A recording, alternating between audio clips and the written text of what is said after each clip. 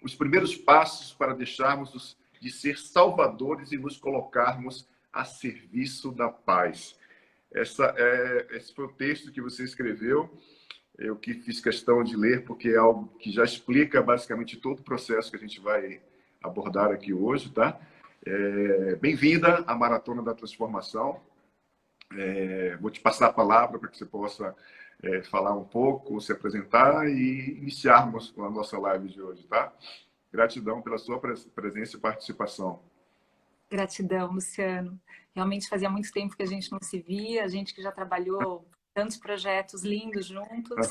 E é um prazer estar aqui ao seu lado, testemunhando esse movimento lindo que você tem feito já há algum tempo, nessa época sensível de pandemia, de isolamento social, de reflexões. Então, é um grande prazer participar desse movimento de amor. Gratidão pelo convite. Muito bom. E pela oportunidade. Essa é a 45ª live consecutiva, tá? Você é de número 45. Uau! E é interessante porque eu falo aqui de Santos e sou de São Paulo, mas o clima aqui está gostoso, não está frio, mas você tem a força para o seu destino, Luciano. Então, se você está sentindo frio e enfrentando todos os desafios de um baiano que vive em São Paulo, você tem a força para o seu destino e só você tem essa força. Porque qualquer ventinho para o baiano é tempestade, então o frio aqui, não tem noção disso. Sim, sim. Mas foi interessante porque quando você me formulou o convite, você me perguntou sobre qual tema eu gostaria de falar. E eu não senti imediatamente assim a inclinação para falar sobre um tema específico, até porque, como você falou, é a 45ª live e muitos temas já foram falados, já foram abordados de uma forma tão linda, não tinha muito mais o que falar. Mas aí eu me lembrei desse tema porque você foi muito importante para que eu também compreendesse melhor essa questão. Até que ponto eu atuo como salvadora e até que ponto eu atuo como construtora da paz, como ajudante, reconhecendo a força do outro.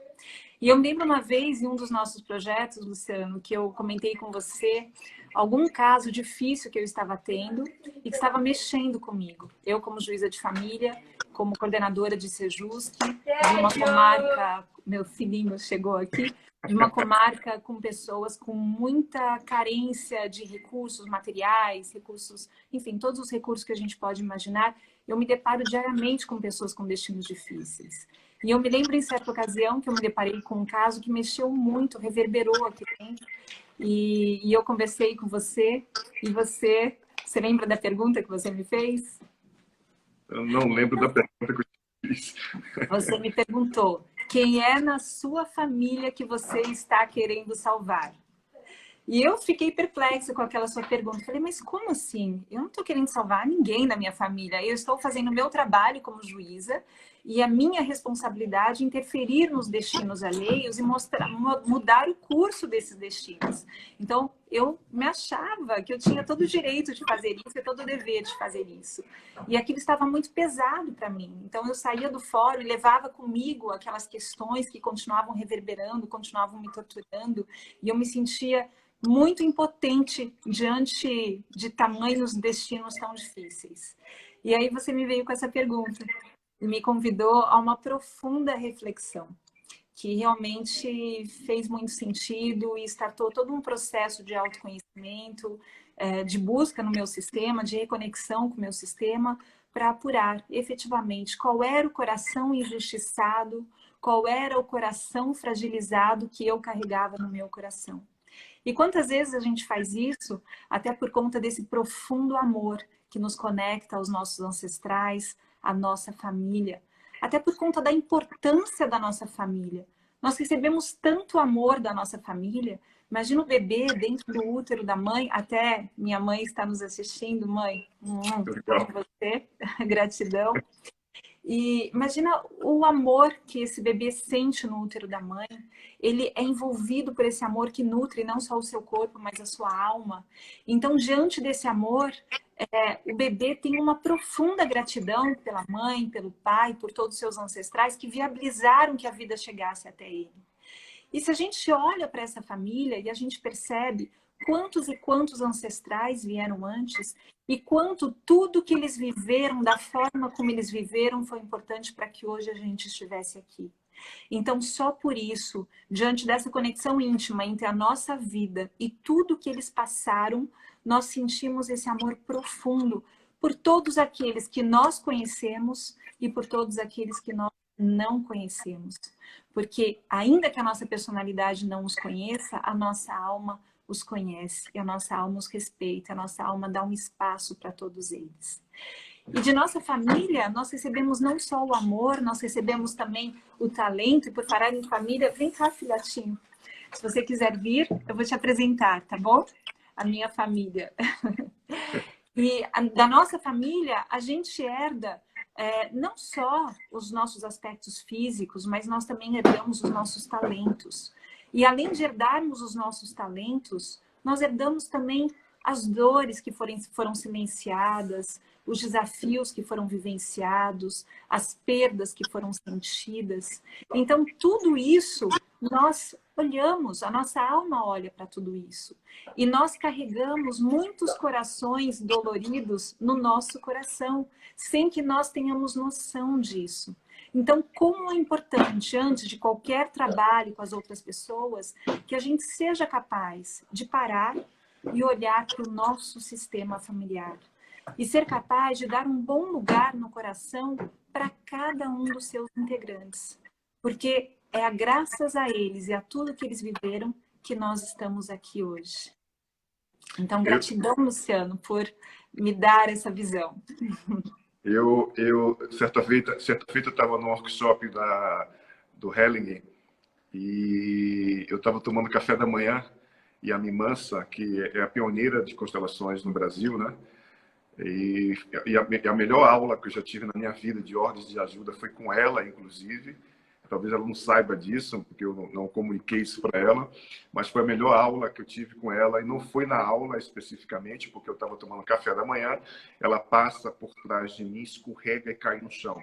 Imediatamente, foi estava bem próximo de mim, eu saio, levanto e vou até ela, e estendo a mão, ela olhou para minha cara e falou assim: eu não te pedi ajuda. Sim. Impressionante aquilo.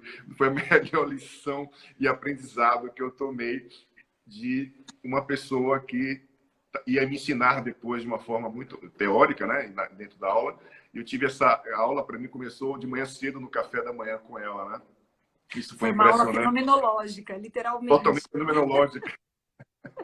Totalmente fenomenológica. Foi impressionante o aprendizado que eu tive. Então, quer dizer que é isso. Ok, entendi. Sabe? E isso é um movimento que é um desafio para a gente, porque a gente tem uma cultura simplesmente de ajudar. Né? Ajudar, ou ser ajudado. E esse é um movimento que eu sempre falo, que toda intenção positiva de ajuda, ou seja, tudo aquilo que faz com que você ajude alguém, acaba de alguma forma enfraquecendo quem você ajuda e enfraquecendo a você próprio, né? E isso é complexo, porque muita gente pode dizer assim: mas olha só, pergunta que eu sempre ouço, né? Os meus pais, quando ficarem velhos, né? Eu não vou ajudar? Aí eu falei: não, claro que você vai ajudar, porque as ordens, eles mantêm esse princípio de que há uma necessidade futura de quando seus pais necessitam de você. É claro que você deve ajudar os seus pais, mas a pergunta é: de que lugar que você vai ajudar os seus pais? Né? De que lugar? Isso é o mais importante, para que isso seja leve, para que isso seja amoroso, para que isso seja orgânico. Então a gente simplesmente gera um campo de, muitas vezes, ajudar por vários outros motivos que não sejam por aquilo que é essencial, né? E para mim foi outro impacto que eu tive na minha vida de aprendizado, foi a primeira vez que eu vi você fazendo uma palestra, né? A gente estava, não me lembro qual foi o trabalho que a gente fez juntos, mas você foi falar primeiro, e quando você simplesmente pegou o microfone e começou a falar de amor, né? Simplesmente trouxe essa linguagem para dentro do judiciário, do direito de amor. E aquilo, eu olhava para as pessoas e para mim mesmo assim: como assim? como que uma juíza está falando de amor aqui agora, né? Amor em que sentido que ela está trazendo, né? Então, assim, existe uma correlação muito grande quando você traz esse aspecto de amor, né, dentro da tua fala, com o princípio das ordens de ajuda, né, com o movimento daquilo que é respeitar o destino difícil que muitas vezes as pessoas têm no dia a dia, né, e que simplesmente a gente acha que pode, de alguma forma, interferir ou gerar um campo de ajuda sem que seja a ajuda essencial, digamos assim, né? A gente sempre vai estar extrapolando algo por conta das nossas próprias dinâmicas. Mas eu sei que existe uma correlação entre esse posicionamento e atitude que você traz dentro do judiciário, que tem a ver com congruência, com respeito ao outro, por reconhecimento do destino do outro, porque isso é amor, isso é respeito, né? E isso te coloca numa condição segura na sua posição de não querer, de fato, salvar o outro, dar ao outro aquilo que é justo, aquilo que é equilibrado no processo, né? E eu sei que isso foi, e possivelmente em alguns momentos é um desafio para você ainda, como é para mim, para todos nós, né? Fala um pouco dessa experiência sua. Então, de fato, é um desafio, mas o primeiro passo é a gente internalizar todas essas ordens do amor. Porque se a gente não internaliza, a nossa fala se torna uma fala vazia, sem conteúdo. Então, é muito interessante porque essa minha caminhada profissional está muito alinhada à minha caminhada também pessoal. Então, todo esse trabalho que eu venho fazendo de autodesenvolvimento, de permitir que esse amor realmente seja explicitado, e por que não? Por que não falar de amor na justiça, se é justamente o amor que torna a justiça transformadora das pessoas que chegam até ela? Justiça sem o amor não é justiça, já dizia a Madre Teresa de Calcutá. Então, desde essa primeira palestra, a Eunice aqui lembrou, foi na ASP, já faz alguns anos, muitas coisas aconteceram. Acho que o campo já está mais do que aberto. Hoje a gente vê como as pessoas transitam muito bem, mesmo pela justiça, com essa amorosidade, exalando o amor. E esse é um novo campo de consciência dentro da justiça, o campo de consciência do amor. Até porque, como eu gosto muito de trazer, a Aretha Franklin, ela fala que ou melhor, paz não é ausência de conflito, paz é ausência de medo. E se de um lado a gente tem o medo, do outro lado a gente tem amor. Então, paz é presença do amor. E se a justiça apregou essa paz, então que a justiça seja uma justiça amorosa. A amorosidade, ela coexiste com a seriedade. Naquele livro, Os Juízes Vistos por Nós, Advogados, o Pero Calamandrei, ele já falava, não é porque o juiz precisa ser sério que ele não pode esboçar um sorriso, porque é justamente o sorriso que é a janela da alma, é justamente através do sorriso que o juiz, que não é a justiça, mas está a serviço da justiça, vai se conectar com aquela pessoa à sua frente. Então, o primeiro passo é olhar para dentro e olhar para o nosso próprio sistema familiar. E olhar para todas aquelas dores que foram silenciadas, para aquelas pessoas que foram esquecidas e que não puderam expressar as dores, que não tiveram tempo para isso, que não tiveram condições de serem reconhecidas dentro do ambiente familiar, ou pessoas que foram injustiçadas e que não tiveram tempo na sua existência de serem recompensadas por essa injustiça. Então, nós que viemos depois, a nossa alma olha para todas essas pessoas e nos diz, por esse amor, mas é um amor imaturo ainda, que não está muito coordenado com a ordem da hierarquia, principalmente. Nós olhamos para essas pessoas e dizemos, ah, não, então agora eu vou vingá-las, agora eu serei uma justiceira, agora eu serei uma salvadora. Só que isso tira totalmente a nossa força, porque nos tira do nosso lugar. Então, numa hierarquia, quem é que tem a força para esse destino? Os nossos ancestrais que vivenciaram tudo isso, inclusive essas injustiças, ou nós que somos os pequenos? Então, quando nós reconhecemos que eles têm a força para o destino deles, que tudo foi importante para que a humanidade se desenvolvesse, para que a vida fluísse e chegasse até nós, para que hoje nós tivéssemos acesso a um nível de consciência que eles não tinham, aí sim, nós, num profundo reconhecimento, profundo respeito e profunda gratidão, deixamos com eles tudo que é deles. Em homenagem por amor a eles, seguimos do nosso lugar de pequenos no sistema familiar, porque se nós estivermos no nosso lugar dentro do nosso sistema familiar, nós também estaremos no nosso lugar fora do sistema familiar. Inclusive, eu estarei no meu lugar como juíza. Uma juíza que tem plena ciência de que não é mais uma salvadora, embora, às vezes, isso me tente, mas eu não sou uma salvadora. E eu deixo isso muito claro, eu sou uma co-construtora da paz. Porque se eu me coloco como salvadora, eu retiro também a força do outro. Eu olho para o outro como se o outro fosse uma pessoa infantilizada, sem a força que ela precisa para carregar o seu destino. E quando eu tenho pena de alguém, e quantas vezes a gente não tem pena de alguém, seja no trabalho, seja na sociedade, todas as vezes que eu tenho pena de alguém, na verdade, como dizia o Bert, eu tenho um temor secreto de que eu, se vivenciar aquilo que aquela pessoa está vivenciando, eu não conseguiria dar conta. Então, quando eu tenho pena de alguém, na verdade, eu tenho pena de mim mesma. Então, como é importante que a gente reconheça que cada pessoa tem a força para carregar o próprio destino. Que o mesmo maior que me guia e me orienta é o maior que guia e orienta todas as outras pessoas, principalmente aquelas com destino difícil. Então, a gente quer salvar aquela pessoa e, de repente, é justamente aquele destino que lhe confere a força e ainda lhe confere a oportunidade para ela desenvolver as habilidades necessárias que ela veio desenvolver nessa existência. É através daquele destino difícil que ela se coloca a serviço de um destino coletivo. Então, é através daquele destino difícil que ela vai viabilizar que a humanidade dê saltos quânticos também. Então, quando nós ampliamos a visão e olhamos para esse destino coletivo ao qual aquela pessoa serve, o nosso trabalho fica muito mais fácil também. Luciano, eu ainda estou me adaptando com o Instagram, você sabe que eu não sou muito tecnológica, mas o que eu estou achando ótimo é que tem muitas perguntas. A gente vai respondendo daqui a pouquinho. Um beijo para a Anice, que foi a primeira presidente, criou a primeira comissão de direito sistêmico no Brasil, lá em Floripa, né? Anice, querida, um beijo, linda, parceira nossa também de trabalho. Vanessa, o Helling tem uma frase muito linda que ele diz assim: o julgamento nos afasta do amor.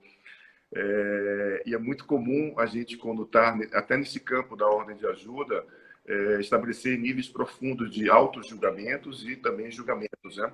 E ele fala também que o que diferencia as consciências, que ele chama de consciência pessoal, coletiva, espiritual, é a quantidade, a qualidade do amor que a gente está permeando dentro de cada uma dessas consciências, né?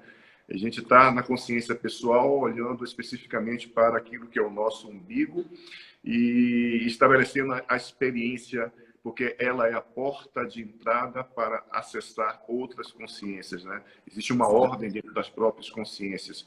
E esse é um movimento interessante porque a consciência coletiva vem e reintegra todos aqueles que a consciência individual excluiu. E esse é um movimento do sistema familiar, sim. Né? E aí a gente, a partir desse lugar, muitas vezes, da consciência coletiva, a gente começa a criar níveis equivocados, muitas vezes, dentro das nossas intenções, quando estamos diante de um caso para julgar, de um conflito para resolver. Muitas pessoas, principalmente as mulheres, elas chegam para mim e falam assim: mas o meu marido não tem forças para trabalhar, o meu marido ele não consegue produzir, não consegue crescer.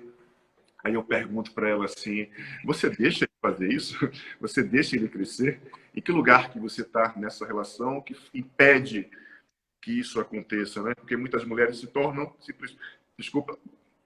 simplesmente fortes dentro do processo da relação, né? E acabam, de alguma forma, tomando a força do outro.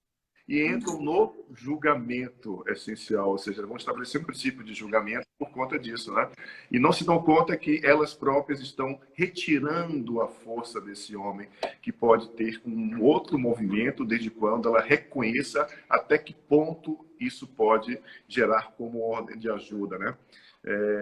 Mas tudo isso está conectado na realidade, e como é uma grande teia, um emaranhamento, a gente não se dá conta muitas vezes de tanta informação que chega. Simplesmente a gente está agindo, principalmente aqueles casos que a gente tem uma identificação muito grande, que faz parte também do meu sistema. Esses são piores, né? Esse a gente vai sofrer, esse a gente vai querer levar para casa, esse a gente vai querer ajudar, mas no fundo, esses encontros e essas experiências só servem para uma coisa: olha para a tua própria história, agradece o outro, diga gratidão por estar a serviço do meu sistema. Você está me mostrando algo que até então eu não compreendia na minha história.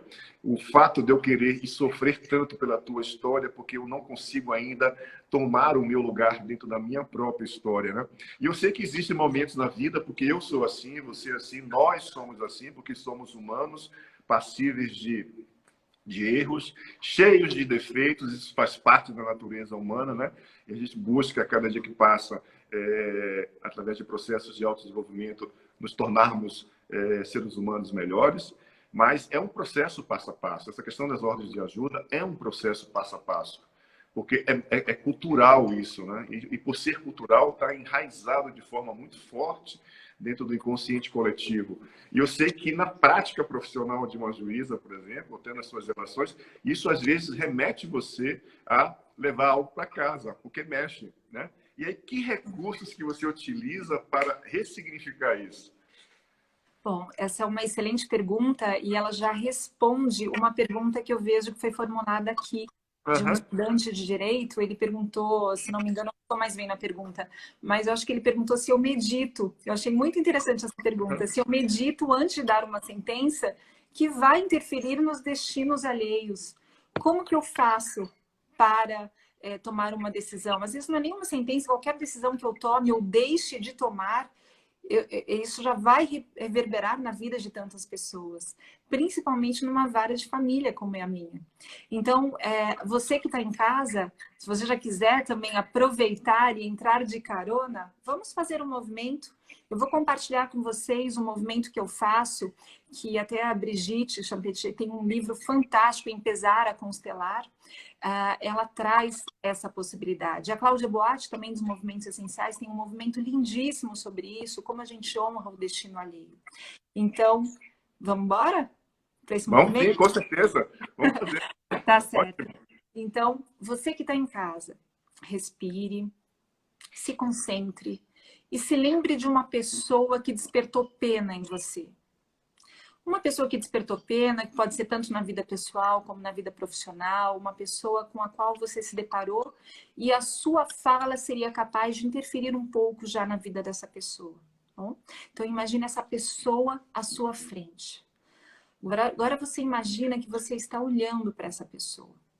Mas antes de continuar olhando para essa pessoa, você vira para trás e imagina à sua frente o seu destino, o seu próprio destino. E você diz ao seu próprio destino: sim, Sim, sim. O sim. maior me guia e me orienta. O maior Esse é guia o meu e me destino. orienta. Você pode até falar isso internamente, se quiser. E agora você faz uma reverência ao seu destino, abaixa o queixo, faz uma profunda reverência ao seu destino. E agora você olha um pouco mais próximo de você para o seu sistema familiar. Os seus pais, seus irmãos, seus ancestrais, todos aqueles que vieram antes de você. E você diz: eu vejo vocês. Eu vejo vocês. Todos vocês fazem parte. Todos vocês fazem parte. Tudo que vocês viveram foi importante para que eu fosse quem eu sou hoje. Tudo o que vocês viveram foi importante para fazer tudo que eu fui hoje.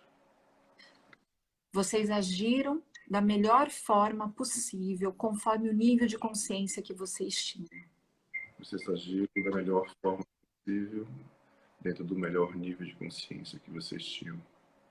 E para o destino de vocês, vocês tiveram a força. E para o destino de vocês, vocês tiveram a força. O destino de vocês é maior que o meu coração.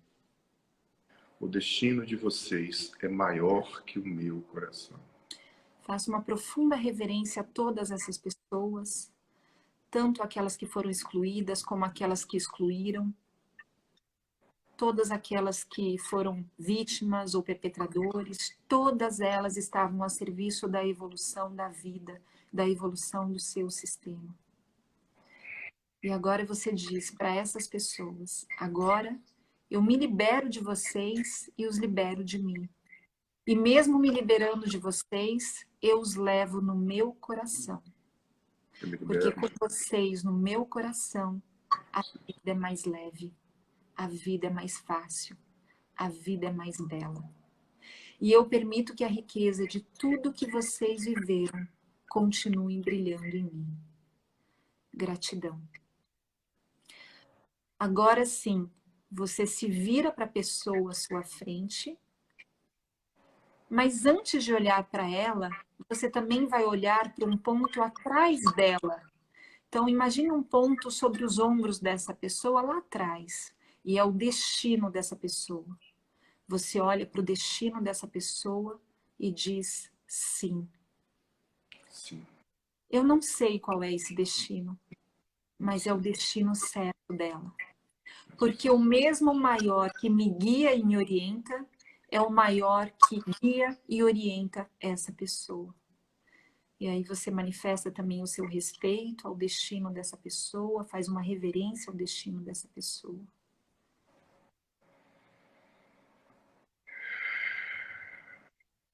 E agora você imagina logo atrás dessa pessoa o sistema familiar dela. Os pais, os avós, os bisavós, todos os seus ancestrais. E você dá um bom lugar no seu coração para todas elas. Tanto para aquelas que foram excluídas, como para aquelas que excluíram. Tanto para aquelas que foram abusadas, como para aquelas que abusaram. Todas elas agiram a serviço do destino coletivo, a serviço da evolução da humanidade, conforme o nível de consciência que tinham. Então você diz, eu dou um bom lugar no meu coração para todos vocês. Um bom lugar no meu coração para todos vocês. E agora sim, você olha para a pessoa à sua frente e você diz, com o meu destino e o meu sistema familiar no meu coração, e com o seu destino e o seu sistema familiar no meu coração, eu o protejo de mim. Eu o protejo das minhas crenças, das minhas projeções, dos meus valores. Eu o protejo de mim. E eu renuncio a querer salvá-lo. Mas do meu lugar, como juíza, como psicólogo, como advogado, enfim, no seu lugar, eu me coloco a serviço. Gratidão.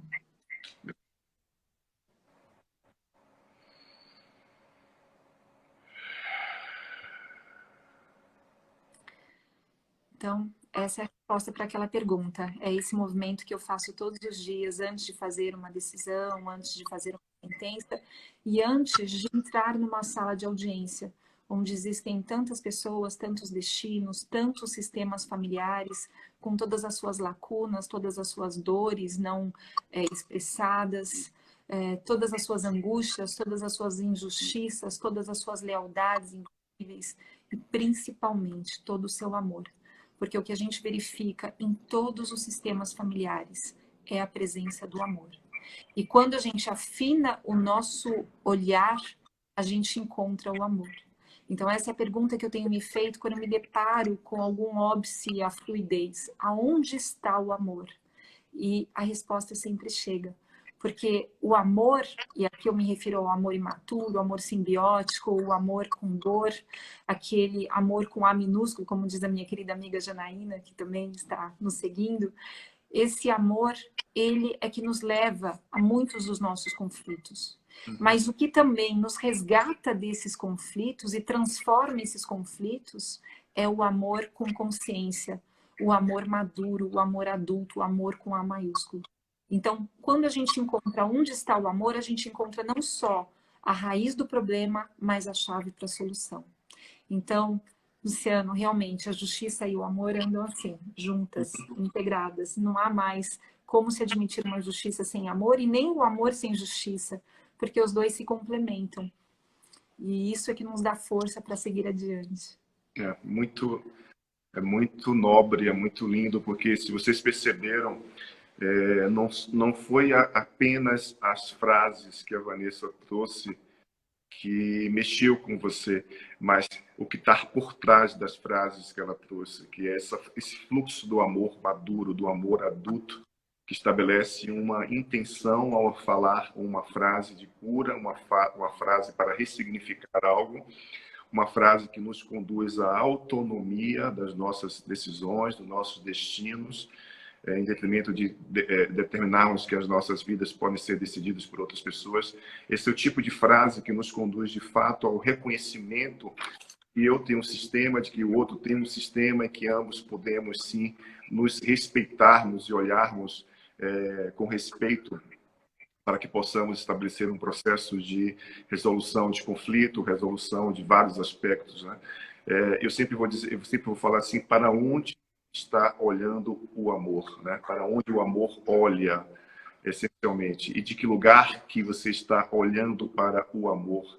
É da consciência pessoal, é da consciência coletiva, é da consciência espiritual, de que lugar que você foca esse amor, né? Se é da criança, se é desse lugar maior, se é do lugar mais intenso daquilo que é o adulto, para que a gente possa, de fato, aprender a diferenciar e nos conduzir para boas soluções, digamos assim, né? E não é como eu falei no início, o que você falou tocou muito a mim, tocou muito as minhas células, tudo dentro de mim, porque isso tem uma ressonância muito grande, né? É como se você lembrasse para a gente, me lembrou da importância do reconhecimento de olhar para o meu destino, porque a gente olha para o destino alheio o tempo inteiro olhando para destinos alheios em detrimento de olhar para o meu próprio destino.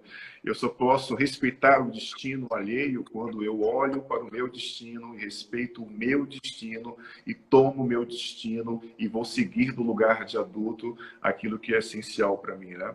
Só assim eu posso olhar para o outro e reconhecer o destino do outro, né? Aquilo que o outro está trazendo para que eu possa complementar e solucionar aquilo que seja possível. Isso se chama congruência, isso se chama amorosidade, isso se chama respeito, isso se chama estado de consciência. E fica a dica para a nossa próxima live de universos paralelos, multifrequenciais do amor. Vamos transbordar esses conceitos, né? Muito rígidos às vezes e que existem outros universos, outras formas de pensar sobre a mesma coisa que traz um novo significado, né? Para a experiência de ser humano, para a experiência de ser você. E isso é muito legal porque essa possibilidade já é possível de comunicar dentro dessa perspectiva também, né? Sem viajar muito na banana. E isso é muito nobre, é muito lindo. Eu fico muito feliz de poder ouvir e aprender, né? Porque uma vez você falou algo também que me tocou muito, que é uma frase que eu utilizo muito, às vezes, em vários contextos diferentes. Eu acho que você aprendeu, foi você que fez, não me lembro agora, quando você falou, eu não sou a justiça. Eu estou a serviço da justiça. As mesmas leis que regem o teu destino, regem também o meu destino. Isso muda completamente o paradigma, né, de reconhecimento, porque o outro passa a se sentir humano no processo, né? E ele gera a autonomia de dizer, sim, eu mereço uma pena, eu descumprir algo, eu mereço uma pena, mas eu estou sendo olhado e visto como humano e eu sou um humano nesse momento. Então, essa frase também me tocou muito e é algo que eu sempre multiplico isso. Porque... É que é Porque... interessante. Pode falar. É interessante, Luciano, que você tocou nisso, porque algumas pessoas, quando elas se deparam com um juiz, por exemplo, como eu, que falo sobre isso, falo sobre amor, direito sistêmico, justiça restaurativa, mediação, pensam, mas espera aí, e ela não aplica a lei? Ela não está cumprindo também o trabalho dela? E muitas vezes eu ainda vou além, eu falo, um juiz não pode julgar. Como assim o juiz não pode julgar? Essa não é a função do juiz? Na verdade, é aí que entra esse movimento que a gente fez junto, né, em algum lugar, eu não me lembro, em alguns lugares. O juiz está a serviço da justiça, realmente. Eu não vou julgar ninguém. Porque quando eu julgo alguém, eu julgo a partir da minha percepção limitada acerca do que é real, do que é verdade. Então, por mais sofisticados que sejam os meios de prova nos quais eu vou me basear para fazer um julgamento, esses meios de prova jamais vão me mostrar todos os condicionamentos daquela pessoa, o destino dela dentro do destino coletivo, qual é a missão dela. Será que é aquela pessoa, ao cometer, por exemplo, um crime, ela não estava a serviço do destino coletivo, ou seja, ela não veio justamente para criar as dificuldades que são imprescindíveis para o crescimento de outras pessoas, mesmo tendo a responsabilidade individual? Porque aí nós temos duas dimensões. Essa pessoa que comete um crime, por exemplo, ela está na dimensão da responsabilidade individual, então ela cometeu um crime, e precisa ser responsabilizada por isso. Isso é um crime. Então, o juiz que tem esse olhar sistêmico, um juiz que tem esse olhar amoroso, ele não vai deixar de aplicar a lei. Ele vai aplicar a lei, mas sem julgar aquela pessoa, sem tentar rotular aquela pessoa de criminosa, ou de malvada, ou de inadequada, porque a gente não sabe o que aquela pessoa vivenciou na sua vida e no seu sistema familiar. A gente não sabe para onde o amor daquela pessoa está olhando, a gente não sabe quais são as lealdades que aquela pessoa tem a serviço do que ela realmente está. Mas também não é por isso que eu vou deixar de aplicar a lei, porque a gente vai atuar dentro dessa responsabilidade individual. Aliás, é muito importante que a pessoa que cometeu um dano a outra seja responsabilizada, porque é somente assim que ela vai restaurar a dignidade dela. Mas no outro nível, numa outra dimensão do destino coletivo, aquela pessoa, ela assumiu um destino difícil a serviço de uma evolução na humanidade. Hoje eu assisti uma live linda da Brigitte, ela falava sobre nutrindo o adulto interior, se não me engano, e ela falava justamente isso, que a vida são ondas. Então, nós temos aquela onda das dificuldades, e logo depois dessa onda das dificuldades, justamente por termos tido a oportunidade de vivenciar essas dificuldades, nós damos um salto quântico. E depois do salto quântico, nós enfrentamos mais dificuldades e damos um outro salto quântico. E assim a humanidade vai evoluindo. Então, as dificuldades são imprescindíveis para essa evolução. E quem cria essas dificuldades também é imprescindível para a nossa evolução. Então, voltando para aquele movimento, para lembrar, seria o caso, quando, por exemplo, eu era juíza criminal e precisava aplicar a lei para alguém, eu podia aplicar de duas formas. E aqui a gente entra no mundo paralelo. Eu falei que eu ia tocar no assunto do mundo paralelo. É como se, na verdade, existem várias possibilidades na física quântica. Então, nós vivemos num mundo de múltiplas possibilidades e você sempre traz muito bem isso, Luciano. E dependendo das nossas escolhas, nós vivenciamos essa linha de possibilidades, ou essa linha de possibilidades, ou essa linha de possibilidades. Então, é a nossa consciência que vai colapsar alguma dessas possibilidades e transformá-la em realidade. Então, pois bem, no direito sistêmico permite que a gente avance uma linha de possibilidade e vivencie uma outra possibilidade. Então, quais seriam essas possibilidades concomitantes? Eu sou juíza criminal, alguém comete um crime, eu falo, eu te condeno, você é um meliante, você é um criminoso, você realmente merece ser culpabilizado, então eu vou te dar uma pena de 5 anos de reclusão. E tudo bem, tem muita gente que faz isso, e essas pessoas também estão a serviço. Não tem melhor ou pior. Existem pessoas com níveis de consciência diferentes, todas a serviço da mesma evolução da sociedade. Agora, o que eu posso fazer? Eu pego um portal para o mundo paralelo, que é o direito sistêmico, E esse olhar ampliado, eu falei que eu ia falar sobre isso. E aí eu vou para uma vida paralela. Qual que é essa vida paralela? Ou seja, eu colapso uma outra possibilidade. Diante desse mesmo crime, eu olho para essa pessoa, sentindo a justiça atrás de mim, me ancorando, e eu digo, eu não sou a justiça, eu estou a serviço da justiça. E a serviço da justiça, eu aplico a você a mesma lei a qual eu também me submeto. E ao aplicar essa lei, eu te dou a oportunidade de se responsabilizar pelos seus atos e assim de restaurar a sua dignidade. Então, não é um mundo paralelo? Não, isso é impressionante. É desse lugar que a gente, eu pelo menos me vejo muitas vezes desse lugar, né? Tentando acessar outros estados, porque na tridimensionalidade a gente acaba repetindo a história muitas vezes. E quando a gente está nesse up, digamos assim, desse estado de consciência dentro de um universo paralelo diferente, como o direito sistêmico nos proporciona isso, e como outros recursos nos proporcionam isso, a gente consegue estabelecer um movimento de humanizar o processo, né? Por quê? Porque ele traz a consciência de que eu, operador do direito, juiz, advogado, promotor, psicólogo, assistente social, nós fazemos parte de tudo aquilo, né? E quando eu me vejo separado de tudo isso, eu estabeleço um movimento de fragmentar e vou simplesmente repetir uma história, porque eu falo isso porque muitas vezes eu ensinei a constelação a muitos juízes. E uma vez um juiz sentado no chão, chorando, olhando para mim, falou: agora eu compreendo a minha história e eu sei porque tantas vezes eu julguei os homens de forma muito forte. Ele vinha de um sistema totalmente precário, onde o pai alcoólatra batia nele, batia na mãe, e ele simplesmente tomava a frente. E ele disse que um dia eu vou me vingar de você, da forma como você me tratou e tratou todo o meu sistema, né? E o cara foi lá por um motivo maior, escolheu ser advogado, se tornou um juiz de família e simplesmente ele era muito forte quando colocava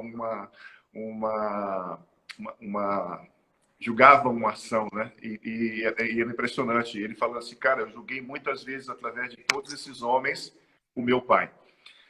Então, isso é muito lindo, essa tomada de consciência, porque o pensamento sistêmico complexo nos coloca diante desse movimento de que somos também parte de tudo isso, de que se chega um caso para me julgar, uma parte daquilo também faz parte de mim, né? E que vai me conduzir a um processo de reflexão, um processo de lembrar do meu sistema e um processo também de crescimento. E isso é muito lindo porque outro juiz ele trouxe o movimento de que ele ia julgar um caso de um jovem de 22 anos que foi preso como piloto de avião, levando uma carga imensa de cocaína, o avião caiu, foi preso, né? E aquele caso especificamente estava incomodando muito aquele juiz, que ele tinha que dar um verdito para o cara. E me pediu para constelar ele e o caso, né? E resumindo a história, que aquele cara justificou nos autos que fez o que fez para salvar a mãe que tinha câncer, né? E ele deixou a mãe morrer de câncer de forma do jeito dele, né? Do movimento imprudente, porque ele não se relacionava bem com a mãe, ele não tinha condições de ter uma relação diferente com a mãe, e a mãe dele morreu de câncer. Então, esses princípios são muito fortes porque ele tomou consciência de que aquele cara, na realidade, estava lembrando a ele de uma importância de reconhecimento da função mãe, né? Ele aplicou a lei, mas não aplicou a lei de uma forma mais forte, veemente, né? Porque ele compreendeu a dinâmica como princípio restaurativo de algo mais humanizado, porque ele poderia aplicar a mesma dinâmica, a mesma lei de uma forma muito mais forte. Vanessa, são muitas perguntas que tem aqui. Vou te dizer, a gente vai ter que voltar para fazer outra live outro dia, tá? O nosso tempo já está quase que acabando já, mas assim foi impressionante aquilo que você trouxe para todos nós no movimento daquilo que é o tema que você trouxe hoje, que foi o seu destino é o meu maior, é maior que o meu coração, né? Esse é um tema muito lindo, porque é o reconhecimento de que a gente, de fato, não pode carregar, em hipótese nenhuma, o destino do outro, porque no nosso coração só tem espaço para um destino, o nosso destino, né? Quando a gente gera um excesso em nosso coração, em nosso corpo, a gente acaba adoecendo, gerando conflitos, dinâmicas, processos difíceis, por uma tentativa de ajuda, por uma tentativa de salvar o outro. São muitas perguntas que não vamos poder responder, porque o nosso tempo já está acabando, essa live é rápida, é muito mais um movimento de trazer para a gente aspectos de reflexões, de posicionamentos, de informações, para que a gente possa refletir de uma forma mais humana e também do lugar de adulto, tudo aquilo que foi trazido hoje. E, sinceramente, eu sugiro a você que você amanhã assista essa live novamente, porque super vale a pena você repetir, revendo essa live, para que você possa ancorar com mais clareza, né, a essência do que foi trazido hoje, da amorosidade que foi trazida hoje através desse bate-papo aqui, tá? Eu fico muito feliz pela sua participação, pelo seu esforço tecnológico de ter criado, só assim você criou um Instagram. Verdade. Eu descobri, me perguntaram se eu tinha Instagram. Eu falei, não, eu não tenho Instagram. E umas pessoas começaram, não, você tem. Eu curti uma foto. Eu falei, como assim? Aí eu me toquei. Nina, minha filha de 9 anos. Eu fui ver o meu Instagram, só tinha foto dela, de sorvete. Eu falei, não, tá na hora então de fazer o meu Instagram. Que legal. Então assim, foi por isso. Você toma o lugar do Instagram e vem aparecer para uma live, né? Muito bom. Vanessa, vai se despedindo, depois eu finalizo, se despede.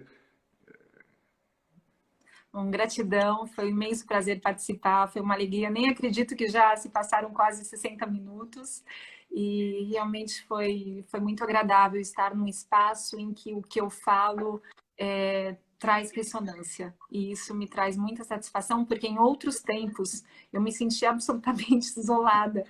Eu falava isso, não sentia ressonância, as pessoas ainda olhavam assim, como? O que é isso? Ela pirou, quase que eu fui interditada várias e várias vezes. Mas eu fico muito feliz que eu encontre agora esse campo de consciência mais fortalecido e que graças a cada um de nós, ele vem se fortalecendo cada vez mais. Então, eu digo sim a todos como são e os respeito a todos como são. Todos nós fazemos parte e seguimos conectados sempre. Gratidão. Eterna gratidão a você também pela participação aqui na Maratona da Transformação, de número 40. Você foi no número de 45. Amanhã, maratona de número 46. Amanhã a gente vai ter o tema As 5 Leis Biológicas, como elas podem nos dar um lugar melhor nesse movimento de crise, né? Já ouviu falar das 5 leis biológicas do Dr. Hammer?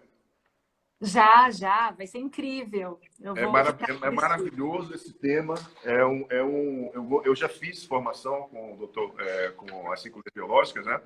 Estou querendo trazer uma pessoa de fora para poder fazer uma formação aqui em São Paulo, aqui no Instituto, para poder relembrar e aprender novos conteúdos. Vou convidá-la para que você possa participar também com a gente. E amanhã às 19 horas, dando continuidade à Maratona da Transformação, com o André Chediek, que é um fisioterapeuta, osteopata e coordenador da Escola das 5 Leis Biológicas aqui no Brasil. É o Bambambam também aqui das 5 Leis Biológicas aqui. Então, ele vai estar com a gente amanhã às 19 horas. Se você quer aprender um pouco o que é as 5 Leis Biológicas, Dr. Hammer, vem participar junto com a gente. Segue a gente aí no @Instituto Luciano Alves no Instagram. A Vanessa também tem agora um Instagram, então você pode ir lá curtir a página dela, que é arroba o quê, Vanessa? Eu não sei, eu acho que é @Vanessa Alfiero. Foi a minha filha que criou. Vanessa Alfiero. Você vai lá e segue ela, porque aí só assim ela vai colocar fotos dela, das atividades que ela faz por aí, tá? Mas segue lá a gente, segue o Instituto Luciano Alves aí no Instagram, que a gente traz diariamente muita informação legal. São vários conteúdos com vários profissionais diferentes, com áreas diferentes de atuação, com perspectivas diferentes, mas que todos falam apenas de uma coisa: amor e respeito, né? Congruência em relação ao princípio daquilo que é a vida e as nossas relações de uma forma geral. Então, assim, eu fico muito feliz por você fazer parte dessa grande rede. de nos assistir diariamente, aquelas pessoas que eu sei que estão nos assistindo diariamente, as pessoas novas que apareceram aqui hoje, seguem aí a nossa página. Se você quer assistir essa live de hoje e as lives anteriores, estão todas disponíveis no canal do YouTube, você pode assistir a qualquer momento. A gente teve aqui uma live com o doutor Egberto Soares, grande amigo, grande colega. Sobre justiça restaurativa, que também foi um nível de profundo de amorosidade muito grande que aquele juiz trouxe, né? E eu fico muito feliz de ter a oportunidade de ter contato e conhecê-los, porque esse é o campo que eu promovo, é a bandeira que eu levanto, que é o campo da amorosidade, do respeito, da congruência, de nós podermos nos relacionar dentro desse lugar. Com certeza teremos mais sucesso nas nossas diversas relações, tá? Um beijo no coração de cada um de vocês, gratidão pela sua presença, gratidão, Vanessa Alfiero, por estar com a gente aqui hoje, gratidão a todos vocês que vêm nos acompanhando, a você que estava aqui hoje, novinho, né, assistindo, caiu de paraquedas aqui, na verdade veio assistir a Vanessa, mas aí segue agora o Instituto Luciano Alves, e é muito lindo tudo isso, porque essa é uma grande rede, e essa grande rede, ela um dia vai tomar um corpo de consciência crítica, e com certeza vamos viver relações muito mais profundas, saudáveis, libertadoras e amorosas. Esse é o nosso sonho. Diga. Quem quiser conhecer um pouquinho mais desse campo da justiça e do amor, a gente está promovendo um curso gratuito também pela Faculdade Novari. Todas as segundas-feiras, aulas maravilhosas, inclusive o Egberto e outras pessoas fazem parte. E lá a gente explora um pouco mais esse campo de consciência. É só entrar também no YouTube, seguir a Inovar, o MASC, Métodos Alternativos de Solução de Conflitos. E lá estão todas as informações do curso, as aulas pretéritas. São 18 aulas às segundas-feiras. Nós já demos 7 aulas, não, daríamos a 7ª agora. Então, vale muito a pena também conhecer um pouco mais profundamente esse campo. Maravilha, segue lá, super vale, porque assim, são profissionais como o Sami, como o Egberto, como a Vanessa, e eu sei que tem outros bons profissionais falando sobre essa perspectiva da amorosidade, do respeito dentro da área do judiciário, da advocacia. É super show esse movimento de levar esse grande volume de profissionais comprometidos com esse lugar. Vanessa, fala também de forma rapidinha sobre o projeto de parentalidade que você faz, que você criou, que as pessoas também podem ter acesso. Parentalidade. Em 1 segundo, impossível. Não, você tem só 1 minuto para falar sobre isso. Fala. Tá bom. A Oficina de Parentalidade, a Oficina de Pais e Filhos, é um projeto pedagógico maravilhoso que, na verdade, visa a explorar um pouco dessa justiça humanizada, acolhedora, que cria um espaço dialógico para que os pais que estão enfrentando um processo de separação e que têm filhos ainda menores possam saber como lidar com as dificuldades inerentes a esta fase e possam realmente assistir os seus filhos e permitir que os seus filhos transitem por essa fase de reorganização familiar, superando as dificuldades, os desafios e percebendo que a família não acabou, a família apenas se transformou e que pai e mãe continuam sendo igualmente importantes na vida desse filho. Então, se você quiser saber mais sobre isso, entre também na página do Conselho Nacional de Justiça, coloque lá a Oficina de Pais e Mães e você até pode fazer uma oficina online. Não precisa de indicação de juiz, não precisa de nada. Basta clicar e você vai ter acesso a todas essas informações. Deu tempo? Opa! Tem uma cartilha gratuita. Tem uma cartilha gratuita que você pode acessar também, tá? Vanessa, querida, Gratidão. Gratidão para você por estar com a gente aqui hoje. Gratidão a cada um de vocês. Abraços luminosos no seu coração, na sua alma. Estou saudoso